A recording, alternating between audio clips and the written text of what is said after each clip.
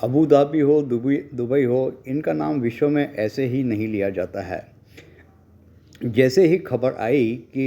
Dubai और Abu Dhabi में Iranian missiles ने डैमेज किया है इम्पोर्टेंट टूरिस्ट प्लेसेस को, तो अबू धाबी की जो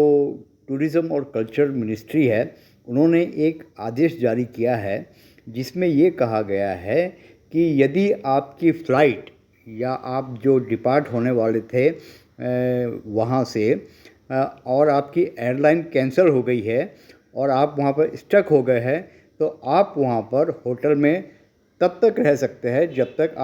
तब तक आप फ्री में रह सकते हैं जब तक कि आप वापस अपने देश जा नहीं सकते, और इसका पूरा खर्चा जो है वहाँ की सरकार उठाएगी। देखिए, इसे बोलते हैं हॉस्पिटैलिटी और इसे बोलते हैं sense of responsibility and what you से मेहमान नवाजी भी आप चाहे तो कह सकते हैं। ये बहुत मुझे यह जानकर बहुत खुशी हुई कि ऐसे भी कंट्रीज़ है, ऐसे भी देश है जहाँ पर इतने जिसे कह सकते हैं कि it is a very big gesture basically, और हमें सभी लोगों को इससे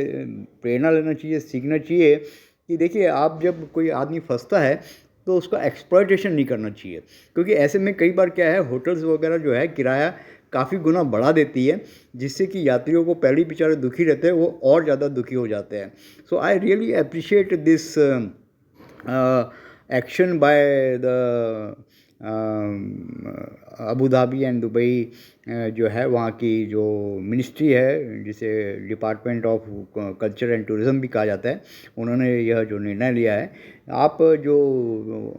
फ़ोटो देख रहे हैं उसी में यही आदेश पास किया गया है।